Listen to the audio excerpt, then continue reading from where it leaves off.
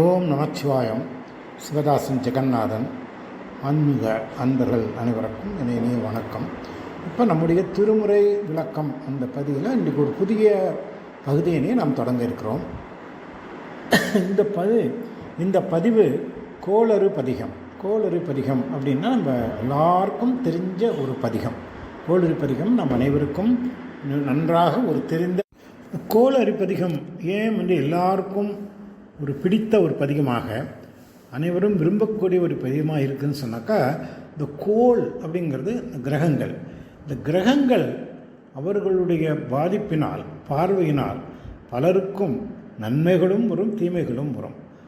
கிரகத்துக்கு அந்த 9 கிரகங்கள் இருக்கு இல்லையா, இந்த 9 கிரகங்கள் அவர்களுடைய பார்வையினால், அவர்களுடைய ஆட்சியினால், அவர்களுடைய ஆளுமையினால் ஒவ்வொரு ஜீவராசிகளுக்கும் பல நன்மைகளையும் தீமைகளும் உண்டாக்கக்கூடிய வலிமை பெற்றவர்கள்.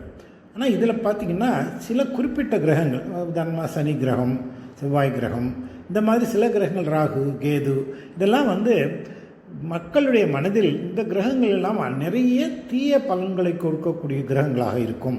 அது இப்போ சனி தோஷம், இல்லை 7.5 நாட்டு சனி, இல்லை செவ்வாய் தோஷம், கேது தோஷம், இதெல்லாம் வந்துனாக்கா தீமைகள் அதிகமாக இருக்கும் அப்படிங்கிற ஒரு எண்ணம் மக்களிடையே இருக்குது.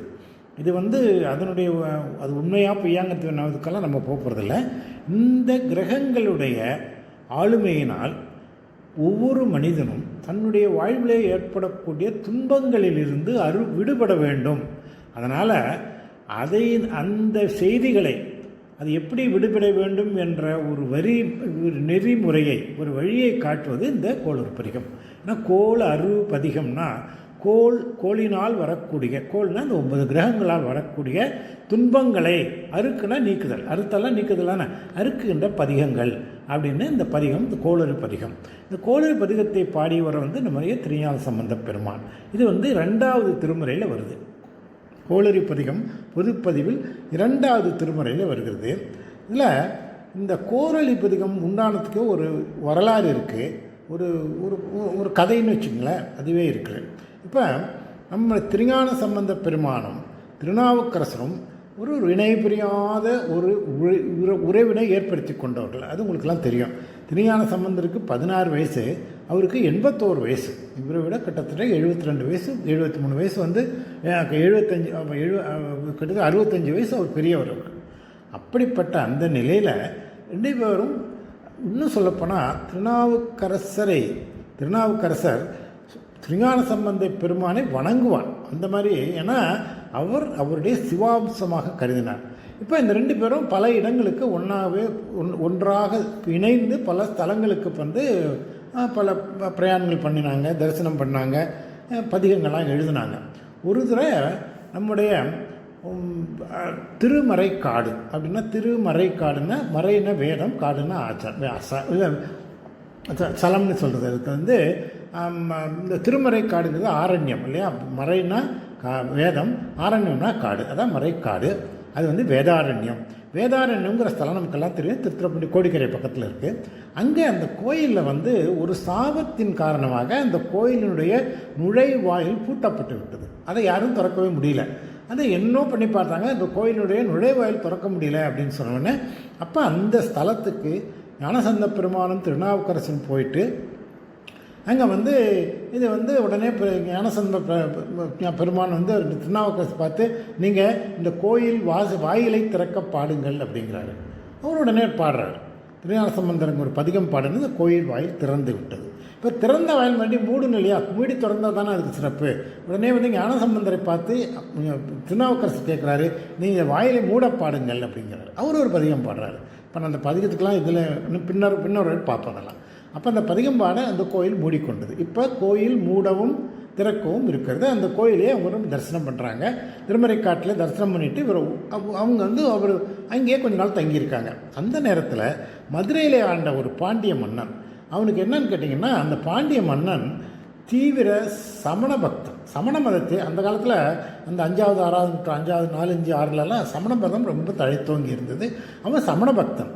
ஆனால் அவனுடைய மனைவியார், அவருடைய மந்திரியார், இந்த 2 பேரும் தீவிர சிவபக்தர்கள்.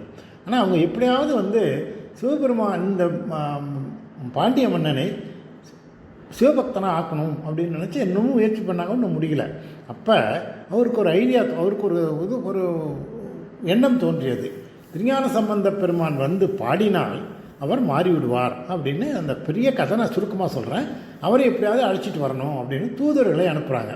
தூதர்கள் வந்து மதுரைக்கிலேருந்து வந்து வேதாரண்யத்துக்கு வந்துடுறாங்க. திருமறை காட்டுக்கு வந்துட்டு அங்கே வந்து திருஞான சம்பந்தரையும் திருநாவுக்கரசரையும் பார்த்த சுவாமிகளே, உங்களை வந்து திருஞான சம்பந்த சுவாமிகளே, எங்களுடைய அரசியார் பேரரசி அரசருடைய ஒரு எண்ணத்தில் இருக்கிற அந்த சமணமதம் என்ற வாழ்நெறியை போக்கி சவிவாக்குவதற்காக உங்களை அழைச்சிட்டு வர சொன்னாங்க அப்படிங்கிறாங்க.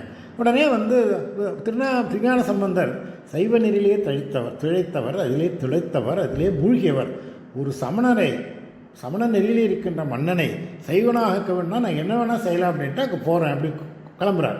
அவர் கிளம்பி அப்போ அன்னைக்கு பார்த்து நாள் ஆயில்யம், ஏதோ ஒரு வச்சுங்களேன், ஆயில்யம்னு வச்சுக்கோங்களேன், அந்த ஒரு நட்சத்திரம். அது வந்து சிலர் சொல்லுவாங்க, சில நட்சத்திரங்கள் வந்து பிரயாணத்துக்கு ஏற்றவை அல்ல அப்படின்னு சொல்லுவாங்க. அப்போ திருநாவுக்கரசர் சொல்கிறாரு, சுவாமி இந்த நட்சத்திரத்தில் நீங்கள் போக வேண்டாம், நீங்கள் போனீங்கன்னு சொன்னாக்கா இதில் வந்து தொன்மைகள்லாம் உண்டாகும், கிரகங்களினால் தொல்லைகள்லாம் உண்டாகும். இந்த கிரகங்கள் வந்து ஆயில்யம், திருவாதிரை, சில நட்சத்திரம் இருக்குது உங்களுக்கு. அதை பின்னாடி அதை நான் விளக்கமாக சொல்ல போகிறேன். அந்த இன்னைக்கு இந்த ஆயில்ய நட்சத்திரம் நீங்கள் போக வேண்டாம், அதனால் இது முடிந்தவருக்கு போகலான்னு சொன்ன என்று சொல்கிறார். உடனே திருஞான சம்பந்தர் சிரிக்கிறார். நம்மனா சிவனடியார்கள், நம்முடைய சிவனடியாருடைய கருணை இருந்தால், சிவனடியார் உள்ளத்திலே நாம் வீற்றிருந்தால் அவருடைய, அல்லது சிவனடியாரை நம்முடைய உள்ளத்திலே ஏற்றிக்கொண்டு விட்டால் எந்த கோளும் எந்த நாளும் நமக்கு தீமை எதுவும் செய்யாது அப்படின்னு சொல்கிறாரு. இருந்தாலும் மறுபடியும் இன்சிஸ்ட் பண்ணுறாரு திருநாவுக்கரசர், நீ போக வேண்டாங்கிறாரு. உடனே அப்போ இந்த பதிகத்தை பாடுறாரு. இந்த பதிகத்தில் 11 பாடல்கள் இருக்குங்க. இது எல்லாருக்கும் தெரிஞ்ச பாடல் தான். வேயூர் தோழி பொங்கன்னு ஆரம்பிக்கிற பாடல். இந்த 11 பாடல்களில் 11வது பாடல் கடைக்காப்பு, திருக்கடைக்காப்பு, அதாவது பலசுத்தின்னு வச்சுக்கோங்களேன். இந்த பலசுத்தியில் என்ன சொல்கிறாருன்னு கேட்டிங்கன்னா, நான் முதல்ல 11வது பாட்டை சொல்கிறேன் உங்களுக்கு. என்ன சொல்கிறாருன்னா, தானுரு கோளும் நாளும் அடியாரை வந்து நலியாத வண்ணம் உரை இசை ஆன சொல் மாலை ஓதுவேன்கிறாரு. யாருன்னா பிரம்மாபுரத்து மறைஞான ஞானமுனிவன் அப்படிங்கிற இவர். வந்து பிரம்மாபுரங்கிறது, பிரம்மாபுரம் அப்படிங்கிறது சீர்காழிக்கு பிரம்மன் வணங்கியதுனால பிரம்மாபுரம் பேர். அந்த அங்கே உள்ள ஞானமுனிவனாக ஞான சம்பந்தர். நான் சொல்கிற கேட்டால், கோளும் நாளும் அடியாரை வந்து நலியாத வண்ணம் உரை செய் ஆன சொல் மாலை அப்படின்னு சொல்கிறார். நான் பாட்டேன் இந்த பாட்டம் இதை செஞ்சீங்கன்னா, இந்த செய்து விட்டால் கோளும் நாளும் துன்பம் தராது, வானில் அரசாழ்வார் அப்படின்னு சொல்கிறார். இந்த அடியவர்கள் வானத்திலே அரசாழ்வார். என்ன ஆழ்வார்? இந்திர பதவி கிடைக்கும் அப்படிங்கிறார், தேவேந்திர பதவி கிடைக்குங்கிறார். சொல்லிட்டு கடைசியில் எப்படி முடிக்கிறார்? ஆணை நமதே அப்படிங்கிறார். பாருங்கள், ஆணையிட்டு சொல்கிறாரு. யார்? திருஞான சம்பந்தர் யாருன்னா சிவபெருமானுடைய அவதாரம். சிவபெருமானுடைய அம்பாளிடம் பாலருந்தி ஞானத்தை பெற்றவர். இன்னும் சொல்லப்போனால் திருஞான சம்பந்தர் முருகனுடைய அவதாரம் என்று பல பேர் சொல்லுவாங்க. முருகனே திருஞான சம்பந்தராக வந்தவர்னு சொல்கிறாரு. அப்புறம் ஆணை நமதேன்னு சொல்கிறாரு. ஆனால் இந்த கோள பதிகத்தை சொன்னீங்கன்னா, இப்போ அந்த கடைசி பதிகத்தை சொல்கிறேன் நான், விளக்கமாக பின்னாடி விளக்க போகிறேன்.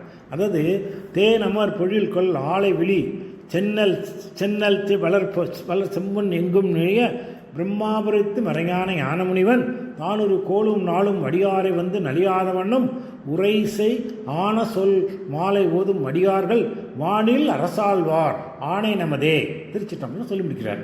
அப்போ அப்படிப்பட்ட ஒரு பெருமை வாய்ந்தது இந்த கோளறு பதிகம். அப்போ அது வந்து இப்போ இது எதை சொல்லுதுன்னு கேட்டால், அஞ்சுவது யாதொன்றும் இல்லை அஞ்ச வருவதும் இல்லைன்னு அப்பப்போ சொல்லியிருக்காரு இல்லையா. யாமார்க்கும் கொடியல்லோம் நம்மையும் அஞ்சோம்னு சொல்லியிருக்காரு. ஸோ திருநாவுக்க பெருமான் வந்து இந்த அஞ்சல் பயம் என்றதே இருக்கக்கூடாதுன்னு சொல்லியிருக்காரு. நான் கூட ஒரு பதிவு போட்டிருந்தேன் சில நாட்களுக்கு முன்பு. அதாவது அஞ்சல் என்றதே நமக்கு அச்சம் என்பது எதுவுமே இல்லை. எப்படின்னா, சிவபெருமான் உள்ளத்தில் ஏற்றுக்கொண்டு விட்டால் அச்சம் இல்லை. ஏன்னா அச்சம்ங்கிறது எதுக்கு வரும்னா மரணத்துக்கு தான் வரும். மரணம் எப்போ வரும்னா பிறப்பு இருந்தால் தான் வரும். இந்த பிறப்பு இல்லை, அந்த பிறப்பை அறுக்க வேண்டும். அதை செய்யக்கூடிய சிவபெருமான். அவருடைய அருள் இருந்தால் பிறப்பறுத்தால் மரணம் வராது. மரணம் வரவில்லை என்றால் மரண பயம் கிடையாது. இது விளக்கமாக பார்த்தோம். இப்போ இதில் வந்து இந்த கோளறு பதிகத்தில் வந்து ஏன் நம்மளுக்கு காரணத்துக்கு என்ன காரணம்னு சொல்ல, கோல் என்ற தமிழ் சொல் கொள்ளுதல் என்று பெயர். அது வந்து கோல் அரு பதிகம் அப்படின்னா நம்முடைய மனம், சொல், செயல் என்ற அனைத்தையும் ஆட்கொண்டு நம் வாழ்வின் மீது ஆதிக்கம் செலுத்தும் படைத்ததால் நவக்கிரகங்கள் கோல்னு பேர். புரியுதா உங்களுக்கு? ஏன் இது கோல்னா, கோல் அப்படின்றதுக்கு இந்த நம்ம 9 கோல்னு சொல்கிறோம், கிரகங்களில் கோல்னு தமிழில் சொல்கிறோம். அப்படின்னா நம்முடைய மனம், சொல், செயல் அனைத்தையும் ஆட்கொண்டு நம் வாழ்வின் மீது, நம்முடைய செயல்பாடுகள் மீது, நம்ம எண்ணத்தில் மீது, நம்முடைய அனைத்து செயல்களின் மீதும் ஆதிக்கம் செய்யக்கூடிய வல்லமை நவக்கிரகங்களுக்கு உண்டு. அதனால தான் நவக்கிரகங்கள் கோல் அப்படின்னு பேர். இல்லையா? அப்போ கோல் அருப்பதிகம்னா, அருன்னா என்னன்னாக்கா அறுக்கிறதுனா விளக்குதல், நீக்குதல். அந்த கிரகங்களுடைய ஆதிக்கத்தை நீக்க வல்ல பதிகம். பதிகம்னா 10 பாட்டு இல்லையா? பதிகங்கிறது 10 பாட்டு. அந்த கோள்களின் ஆதிக்கத்தை நீக்கக்கூடிய இந்த பதிகம் கோளறு பதிகம் அப்படின்னு பேர் இருந்தாச்சு. அப்போ இந்த கோளறு பதிகத்தை வந்து படிக்கிறதுனால நமக்கு என்னென்ன கிடைக்கும் அப்படிங்கிறத இல்லை நம்ம எல்லாரும் நினச்சிட்ருக்கோம். இப்பயும் எல்லாருக்கும் தவறான ஒரு கருத்து இருக்குது. கோளறு பதிகம் 11 பாட்டும் இந்த கோள்களை 4 கோளை பற்றி தான் பேசுது அப்படின்னுது. அது தவறான கருத்து. முதல் ஒரு பாட்டு, அந்த முதல் பாட்டு மட்டும்தான் அது 9 கோள்களையும் சொல்லி அந்த 9 கோள்களும் நமக்கு தீமை செய்யாது. இப்போ தீமை செய்யாதுங்கிறது ஒன்று, ஆனால் நன்மைகளை மட்டுமே செய்கிறது ஒன்று. ரெண்டுக்கும் வித்தியாசம் இருக்கு இல்லையா? அவன் கெட்டவன் இல்லை அப்படின்னு சொல்கிறதுக்கும் அவன் நல்லவன் அப்படிங்கிறது வித்தியாசம் இருக்குது. கெட்டவன் இல்லைன்னா அவன் நல்லவன் அர்த்தம். அவனுக்கு கெடுதல் செய்யலே தவிர அவன் நல்லவனா இல்லையாங்கிறது வேறு விஷயம். அவன் நல்லவன்னா அவன் நன்மையே செய்வான், கெடுதல் செய்ய மாட்டான்னு அர்த்தம் இல்லையா?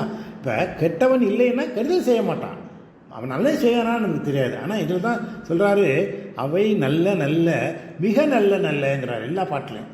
அவை நல்ல நல்ல அப்படின்னா அவைகள் கெட்டவை அல்லங்கிறாரு. அடுத்ததாக மிக நல்ல நல்ல அப்படின்னு சொல்லும்போது அவைகள் நன்மை மட்டுமே செய்யக்கூடியவை அப்படின்னு இந்த 10 பாட்டுல இது வரும். இது நம்ம பாட சொல்லும்போது அதை பார்க்கலாம். அதனால் கோளருடைய தன்மை அவர்களுடைய செயல்களை அறுப்பது மட்டும் இல்லை, இது 9 கோள்களுக்கு மட்டும் இல்லை. இந்த நவக்கோள் எதெல்லாம் 10 பாட்டு சொல்லுதுன்னு கேட்டிங்கன்னா, இதை ஓதும் பக்தர்கள் தினமும் ஓதினா நாள் நன்மை செய்யும், கோள் நன்மை செய்யும், தீயவர்கள் நன்மை செய்வார்கள், இடி நன்மை செய்யும், மின்னல், பூதம், கடல், யமன், யமதூதர்கள், சிங்கம், புலி, யானை, பன்றி, பாம்பு, கரடி, அக்கினி, வினை, திருமால், பிரம்மன், தேவர்கள், சிறு தெய்வங்கள், மறை, காலம், மலை, வெப்பு, குளிர், வாதம், பித்தம். எத்தனை சொல்லியிருக்கேன் பாருங்க. நான் நம்பரை எண்ணி சொல்கிறேன். இத்தனையும் இந்த 10 பாடல்களில் வருகிறது. இத்தனை பொருள்களாலும் இத்தனை நான் சொன்ன இருக்கு இல்லையா? இப்போ நீங்கள் கேட்குறேன், திருமாலும் பிரம்மனும் என்ன கஷ்டப்படுத்துவாங்க அப்படி? அவங்க கஷ்டப்படுத்த மாட்டாங்க, அவர்கள் நல்லவர்களாக இருப்பார்கள். இப்போ நான் சொன்னேன் இல்லையா, 2 வரும், நல்ல நல்ல அவை மிக நல்ல நல்ல. இந்த நல்ல நல்லங்கிறது கெட்டவன் நல்லதாக வருது, மிக நல்ல நல்லங்கிறது நன்மைகளையே செய்வது. அதில் பிரம்மாவும் திருமாலும் தேவர்களும் சிறு தெய்வங்களும் மறை வேதங்களும் காலமும் மலையும் எல்லாமும் நல்லவைகளையே செய்யும், தீமைகளை செய்யாது. இப்போ மழை என்ன செய்யும்? இப்போ மழை அது இப்போ மழை இருக்குது, வெப்பு இருக்குன்னு வச்சுக்கோ, குளிர் இருக்குது, வாதம், பித்தம் இருக்குது. இப்போ காலம் என்ன செய்யும்? காலம் நல்லதும் செய்யும், கெடுதலும் செய்யும். இந்த ஓதினால் காலை என்றுமே நல்ல காலமாகவே இருக்கும் அப்படிங்கிறாங்க. இப்போ யமன் என்ன பண்ணுவான்? யமன் மரண அழைச்சிட்டு போவான். ஆனால் யமன் கட்டு வெட்டு குத்துன்னு சுப்பிரமணிய சொல்லுவாங்க இல்லையா? கிருதாந்தேஷி துர்தேஷி கண்டேஷு கோபாத்னு ஒரு ஸ்லோகம் இருக்குது, 20 ஸ்லோகம். அதில் யமதூதர்கள் பயமுறுத்தி கொண்டு போவாங்களாம். ஆனால் இதை படித்தா யமதூதன் அழைக்கும் போது ரொம்ப பரிவோடு அன்போடு கையை பிடிச்சி முள்ள அழைச்சிட்டு போவான் அப்படிங்கிறது தான் இது பொருள். அதனால் நீங்கள் இப்பயே சொல்கிறேன், கோளறு பதிகம் என்பது கோள்களுடைய செயல்களை அறுப்பது மட்டும் அல்ல. இப்போ நான் சொன்னதெல்லாம் பார்த்துங்க. ஒன்று நாட்கள் 1, கோள் 2, தீயவர் 3, இடி 4, மின்னல் 5, பூதம் 6, கடல் 7, யமன் 8, யமதூதர்கள் 9, சிங்கம் 10, புலி 11, யானை 12, பன்றி 13, பாம்பு 14, கரடி 15, அக்னி 16, வினை 17, திருமால் 18, பிரம்மன் 19, தேவர்கள் 20, சிறு தெய்வங்கள் 21, மறை 22, காலம் 23, மலை 24, வெப்பு 25, குளிர் 26, வாதம் 27, பித்தம் 28. இந்த 28 சொல்லி இதெல்லாம் இந்த கோளறு பதிகத்தில் வருதுங்க. நீங்கள் எல்லாரும் நினச்சிட்டு இருக்கோம் ஞாயிறு, திங்கள், செவ்வாய், புதன், வெள்ளி, வியாழன், வெள்ளி, சனி, பாம்பு 2 உடனே ஆசரு நல்லலன்னா இந்த 9 கிரகத்தான் சொல்லிப்போம். நிச்சயம் கிடையாது. நான் இப்போ சொன்ன 28 பொருள்களாலும் வரக்கூடிய தீமைகளை இந்த கோளறு பாதகம், இந்த கோளறு பதிகம் அழிக்கும். அதனால் முதல் பாட்டு மட்டும்தான் கோள்களை பற்றி வரும். மீதி 9 பாட்டுலேயும் நான் சொன்ன எல்லாம் வரும். அதெல்லாம் விளக்கமாக உங்களுக்கு சொல்ல போகிறேன். இப்போ இந்த பதிகத்தை நம்ம ஓதணும். இப்போ மனப்பாடமாக ஓத வேண்டும். அதை ஓதும்போது நமக்கு உள்ளத்திலே என்ன பண்ணணும்னு கேட்டு இந்த பதிகம்லாம் என்ன சொல்லுதுன்னு கேட்டிங்கன்னா, முதல் பதியத்தை நான் எடுத்துக்கிறேன். அது விளக்க போகிறேன் பின்னாடி. இப்போ வேயுரு தோழி பங்கன் விடமுண்ட கண்டன் மிக நல்ல வீணை தடவி மாசரு திங்கள் கங்கை முடிமேல் அணிந்து, இதெல்லாம் நான் சொல்லுவேன்னா சிவபெருமானை பற்றி சொல்லுது. வேயுரு தோழி பங்கன் உமை பங்கன் வேயுரு தோழி பங்கன் விடமுண்ட கண்டன் விடமுண்ட கண்டன் மிக நல்ல வீணை தடவி. இதுக்கெல்லாம் ஒரு அர்த்தம் அடுத்த பதிவில் சொல்ல போகிறேன். இது எல்லாமே சிவபெருமான சொல். வேயிரு தோழி பொங்கன் விடமன் கண்டன் மிக நல்ல வீணை தடவி மாசரு திங்கள் கங்கை முடிமையில் அணிந்தன் உளமே புகுந்த மாசரு திங்கள் கங்கை அணிந்து, இதெல்லாம் சிவபெருமான் எப்படி இருக்கான்னு சொல்லுது. அப்போ இது என்ன பண்ணார்னா, என் உளமே புகுந்த அதனால். அப்போ உள்ளத்திலே என்னுடைய உள்ளத்திலே புகுந்த அதனால் அவர் சிவபெருமான் உங்கள் உள்ளத்திலே போகணும். இது நடக்கிற காரியமா உங்களுக்கு சொல்லலாம். நான் நேற்று அபிராமி அதில் பார்த்தேன். நம்ம எல்லா பக்தர்களும் இறைவனுடைய திருவடியிலே தலையை வைப்பாங்க இல்லையா, சிரசாதேவன் சொல்கிறது. இறைவனுடைய பாதத்திலே தலையை வைப்பாங்க. ஆனால் அபிராமேந்தர் சொல்கிறாரு, அவருடைய தலையில் அம்பாள் காலத்தை வச்சாலாம். பாருங்கள், இது வித்தியாசம் புரியுதா? நம்ம போய் அவருடைய இறைவனுடைய பாதத்திலே தலை வைப்பதை ஒரு நிலை. ஆனால் அம்பாளே அபிராமி பற்றை தேடி அவருடைய தலையிலே சிறு பாதத்தை வைத்தாலும் ஒரு பாட்டு வரும். அதே மாதிரி இப்போ நம்ம எல்லாரும் என்ன பண்ணணும், இறைவனுடைய கருணையை அடைய வேணும், அவர் பாதத்தை அடையணும். அதில் அவருக்கு நமக்கு என்ன வர வேணும் அப்படிங்கிறத விட்டுட்டு அந்த இறைவன் என் உளமே புகுந்த அதனால் அப்படிங்கிறார். அந்த சிவபெருமான் என்னுடைய உள்ளத்திலே வந்துட்டாரு. அவர் எங்கே வந்துட்டாரு? கைலாயத்தில் இல்லை, அங்கே மேருமலையில் இல்லை, உலகத்தில் பிரபஞ்சத்தில் எல்லா இடத்துலையும் இருக்கிற பெருமான் என்னுடைய உள்ளத்திலும் இருப்பார். அப்படி வந்தார் என் உளமே புகுந்த அதனால் ஞாயிறு, திங்கள், செவ்வாய், புதன், வியாழன், வெள்ளி, சனி, பாம்பு 2 ராகு கேது நல்லவங்க நல்லவர்கள் ஆகிவிடுவார்கள். அவங்க நிறைய கெட்டதெல்லாம் பண்ணுவாங்க, நல்லவர்கள் ஆகிவிடுவார்கள். அப்புறம் மிக நல்லவன் ஆனது மட்டும் அல்ல, நல்லவைகளை மட்டுமே எனக்கு செய்வார்கள் அப்படின்னு இந்த முதல் பாடலை அதை விளக்கமாக அடுத்த பதிவில் சொல்கிறாங்க. அதனால் நம்ம செய்ய வேண்டியது என்னன்னா, இறைவனை நம்முடைய உள்ளத்திலே ஏற்ற வேண்டும். சிவபெருமான் நம்முடைய உள்ளத்திலே புகுந்தால், எனது உளமே புகுந்த அதனால், அவர் உள்ளத்திலே புகுந்துட்டாரு, அதனால் கோவில் செய்ய முடியாது. அதனால் அடியாருக்கு அவருக்கு மிகவே அப்படின்னு சொல்லி அந்த முதல் பாடம் முடியும். எல்லா பாடலும் அப்படி தான் முடியும் உங்களுக்கு. அது நல்ல மிக நல்ல அடியார் அவருக்கு மிகவேன்னு தான். நான் இப்போ 28 பொருள் சொன்னாங்க. நீங்கள் இப்பயும் சொல்கிறேன், கோளறு பாதிகம் 9 கோள்களுக்கு மற்றும் அறுப்பது அல்ல. நான் சொன்ன 28 பொருள்களால் வரக்கூடிய அவர்களுடைய அளவிற்கு தீமைகளை அழித்து துன்பங்களை அழித்து அவர்கள் அனைவரும் நன்மையே செய்யக்கூடிய ஒரு நிலையை ஏற்படுத்தி கூடுறது தான் இந்த 9-10 பாடல்களும். அதுக்கப்புறம் நான் பலசுத்தி முதலே சொன்னேன், கர்த்திரை கடை காப்பு. அதில் இதை சொன்னால் வானில் அரசாழ்வார், இந்த வானில் அரசாழ்வார்னு சொல்கிறார். எப்படி சொல்கிறார்? ஆணையிட்டு சொல்கிறார். ஆணை நமதேன்னு சொல்கிறார். திருஞான சம்பந்தர் ஆணையிடுறாருன்னா அது முருகப்பெருமானே ஆணையிடுறதா அர்த்தம், சிவபெருமானே ஆணையிடுறதா அர்த்தம். ஆணை நமதே அப்படின்னு தான் இந்த பதிகமே முடியும். அப்படிப்பட்ட உன்னதம் வாய்ந்த பெருமை வாய்ந்த இது இந்த 10 ஸ்லோகங்கள். இது நமக்கு அனைத்து துன்பங்களும், கோள்கள் மட்டும் இல்லை, அழித்து அறுக்கக்கூடிய, கோள் அறுத்துனா விளக்கக்கூடிய, நீக்கக்கூடிய, அழிக்கக்கூடிய இந்த ஸ்லோகங்களை நாம் எல்லா வருகின்ற பதிகளெல்லாம் பார்க்க போகிறோம். இப்பப்பெல்லாம் நமக்கு அந்த நம்முடைய திருமுறைகளை பற்றி பேசும்போதும் இதை நாம் பார்க்க போகிறோம். இந்த பதிகங்களுக்கு அழகாக நம்முடைய டாக்டர் சுகுணா அம்மையார் நல்லா பாடியுற அந்த பதிகத்தின் அவருடைய பாடலை நான் லிங்காக அதில் இணைச்சிருக்கேன். நீங்கள் இதை வந்து டிஸ்கிரிப்ஷனில் போனீங்கன்னா அந்த பாடல்களை கேட்கலாம். டாக்டர் சுகுணா அவர்கள் பாடிய பாடல்களை கேட்கலாம். அவர்களுக்கும் நன்றியை தெரிவித்துக்கொள்வோம். இத்துடன் இன்றைய பதிவை நிறைவு செய்கிறேன். அடுத்த பதிவில் கோளறு பதிகத்தின் முதல் பாடலுடன் மீண்டும் சந்திப்போம். நன்றி, வணக்கம். சிவதாசன் ஜெகநாதன். ஓம் நமச்சிவாயம்.